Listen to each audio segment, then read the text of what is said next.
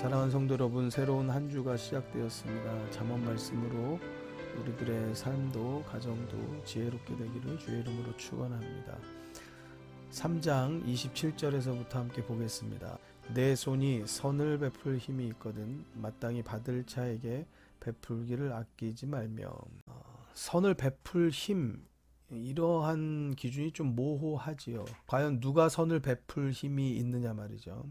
무엇을 많이 가진 사람이어야지 선을 베풀 힘이 있다라고 생각하지만, 사실 무엇을 많이 가졌다고 해도 그 마음의 여유가 없는 사람은 베풀지 않습니다.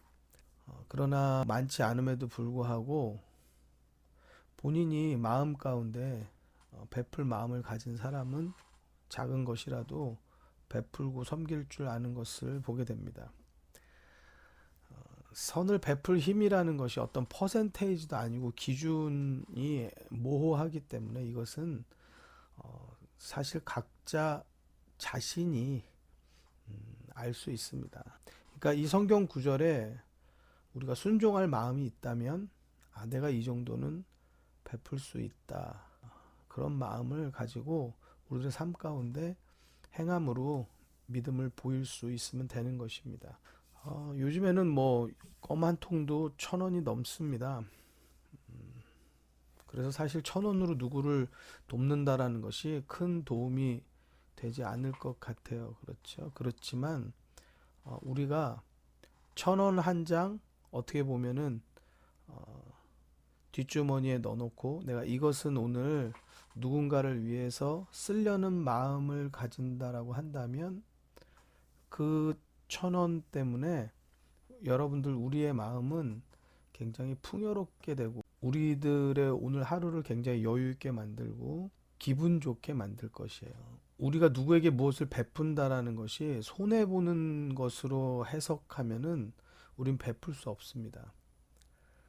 그런데 성경은 우리들에게 얻어먹는 것이 축복이 아니고 베푸는 것이 축복이라고 말합니다. 그러니까 받는 것보다 주는 것, 섬김을 받는 것보다 섬기는 것, 이런 하나님의 말씀의 비밀을 따라서 우리들이 행하여 산다면 하나님께서 우리들의 모든 행함 있는 믿음을 통하여서 우리의 삶의 모든 필요를 채우시고 도우시는 하나님의 은혜를 경험하게 될 줄로 믿습니다. 28절, 내게 있거든 이웃에게 이르기를 갔다가 다시 오라 내일 주겠노라 하지 말며. 어차피 도울 것인데 도울 것은 순수한 마음으로 베풀고 돕는 것이 좋은 것이지, 그의 약점을 가지고 속상하게 마음 아프게 그의 급한 마음을 막 힘들게 마음 졸이게 그렇게 하는 것은 옳지 않다. 우리들의 베푸는 선이 자꾸 이렇게 왜곡되어지는 방법으로 그렇게 하지 말라라는 것을 우리들에게 말하는 것이죠. 29절, 내 이웃이 내 곁에서 안연히 살거든 그를 모해하지 말며. 우리를 의지하여서 살고 있는 이웃을 해를 끼치거나 그런 계획, 그런 모략을 갖지 말라라는 것입니다. 30절, 사람이 내게 악을 행하지 아니하였거든 까닭 없이 더불어 다투지 말며. 우리는 뭐 이유 없이 다툴 일이 없는데 자꾸 이렇게 이유 없이 다툼을 거는 사람들도 꽤 많죠. 이러한 모든 일에서 여러분들이 해를 당하지 않고 보호함을 받게 되시기를 주의 이름으로 축원합니다. 그리고 또한 우리도 어떤 때는 사실은 사람이 상대적인 경우가 많습니다. 우리가 알게 모르게 나보다 강한 사람 앞에서는 다툼을 뭐 피하기도 하는데, 약자인 사람하고의 어떠한 시비거리가 있을 때는 아주 굉장히 잘못되게 이렇게 다투는 일도 있단 말입니다. 31절, 포악한 자를 부러워하지 말며 그 아무 행위든지 쫓지 말라. 뭐 학창 시절에 보면은 뭐 힘 좀 쓰는 친구들 옆에는 뭐 거기에 이렇게 같이 몰려다니는 친구들이 있죠. 그 행위를 쫓기를 좋아하는 거죠. 또 부러워하는 거죠. 여러분, 우리가 학창 시절만 그런 것이 아닙니다. 청년이 되고 또 성인이 되어가면서 여러 가지 모양만 다를 뿐이지 힘 있는 자를 부러워하고 그 행위를 옆에서 이렇게 쫓아가려고 또는 부추기거나 동조하거나 갈 때가 참 많이 있습니다. 이러한 일들에서 우리가 멀어지고 혹여나라도 나도 모르게 그 일에 가담되어지는 일이 있지는 않은지 우리들이 늘 주의하여서 잠언이 주는 말씀과 같이 우리 자신을 잘 경계하고 우리 자신의 삶의 모든 일들을 잘 살필 수 있는 성도님들이 되시기를 주님의 이름으로 부탁을 드립니다. 32절 대저 패역한 자는 여호와의 미워하심을 입거니와. 여호와께서 미워하시는 자가 있다는 거죠. 어떤 사람이냐? 패역한 자. 패역의 뜻은 사람으로서 마땅히 해야 할 도리에 어긋나고 순리를 거스르고 불순한 사람을 말하는 겁니다. 그러니까 우리가 보기에 불순하고 도리에 맞지 않는 그런 사람들 하나님이 또한 미워하신다는 겁니다. 그러니까 사람이 보기에만 거슬리는 것이 아니고 하나님이 보시기에도 그런 자들은 옳게 보지 않는다라는 것이에요. 이거 당연한 일인데도 불구하고 우리의 이익과 유익이 거기에 있으면 나도 모르게 이런 사람들과 함께 사귀는 사귐을 가질 때가 있단 말이죠. 이러한 것들을 분별하게 해주는 것, 그것이 이 잠언 말씀이에요. 또 그것이 지혜임을 말씀하고 있어요. 그러니까 내가 함께 해야 될 사람, 함께 하지 말아야 될 사람, 이것을요 분별하게 해줍니다. 이 잠언 내내 계속적으로 이것들이 계속 반복되어져요. 잘못된 것, 옳지 않은 것, 또 가지 말아야 될 길, 사귀지 말아야 될 사람, 잊지 말아야 될 자리, 이러한 것들을 계속 분별할 수 있도록 말씀이 우리들의 마음에 계속 외쳐줍니다. 이 외침에 귀를 기울이시고 이것을 분별하는 지혜가 있게 되기를 주의 이름으로 축원합니다. 그러면 말씀을 통하여서 우리들의 삶이 바뀌어지고 옳아지고 복된 길을 가게 되어지는 것이에요. 자, 그 다음 말씀입니다. 정직한 자에게는 그의 교통하심이 있으며.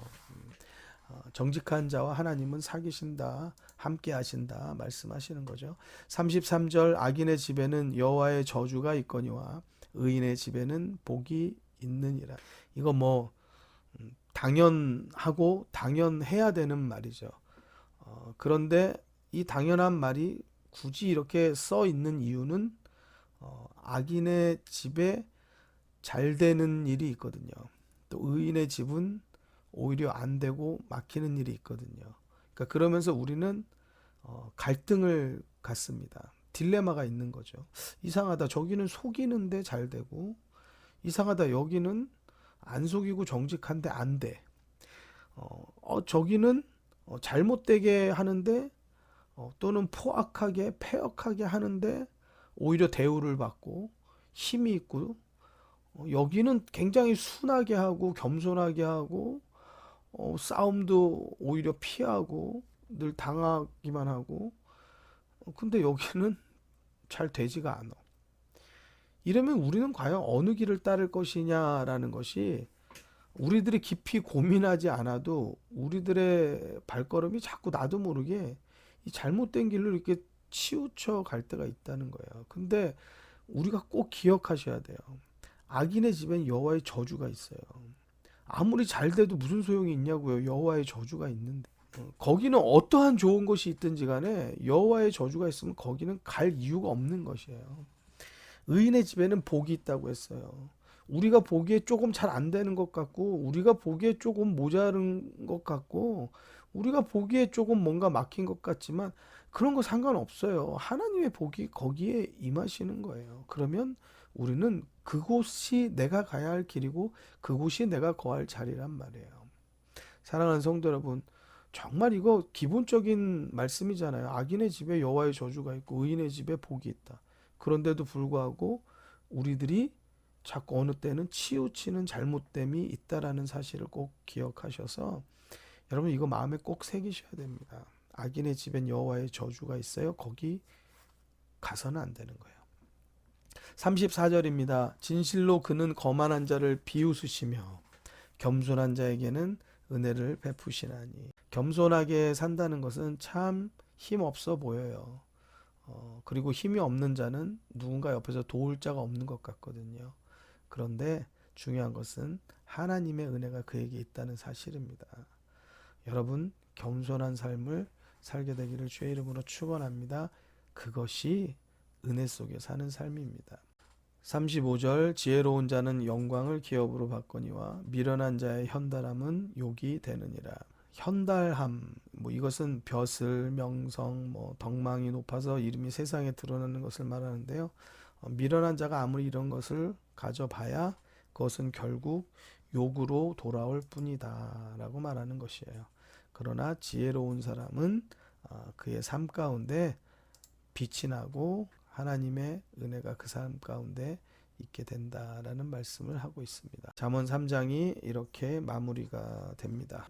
5절, 10절 이렇게 하는 것이 벌써 1장, 2장을 지나서 3장까지 되었습니다. 조금 비슷한 부분이 계속 반복되어지는 것 같지만 분명히 하나님의 말씀이 우리들에게 선명한 길을 제시해주고 있는 것을 우리들이 깨닫게 될 것입니다. 여러분들 한 번만 듣지 마시고 계속적으로 몇 번씩 여러분들이 마음에 담으셔서 하나님께서 우리들에게 주시는 지혜와 명철을 소유한 성도님들이 되시기를 주님의 이름으로 축원합니다. 우리가 오늘 이 시간에 기도할 때에는 하나님, 내가 다른 사람들에게 자비와 긍휼을 베풀 수 있는 그러한 선한 마음을 주옵소서. 또 우리 자녀들이 자기의 가진 것을 나눌 줄 아는, 또 이웃을, 또 친구와 동료, 가족을 섬기고 또 서로 베풀 수 있는 마음의 풍요로움, 그 여유가 있게 하여 주옵소서. 우리 한번 기도하면 좋겠습니다. 같이 함께 기도하시겠습니다. 슬픔 속에서도 울지 않는 것, 억울해서 울지 않는 것, 걱정할 수밖에 없는 상황 속에도 걱정하지 않는 것, 사랑할 수 없는 사람조차도 사랑하며 품어주는 것, 용서할 수 없는 사람일지라도 용서하여 주는 것, 어떠한 자기 주장도 버리고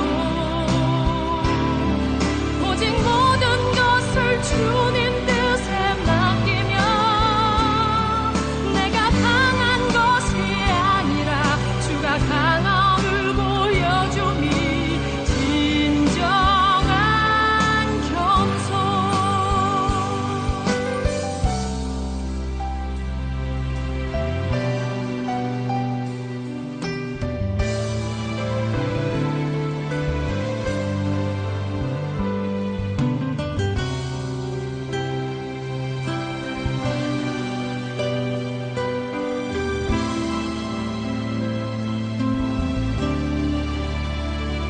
참을 수 없어도 화내지 않고 끝까지 인내하는 것,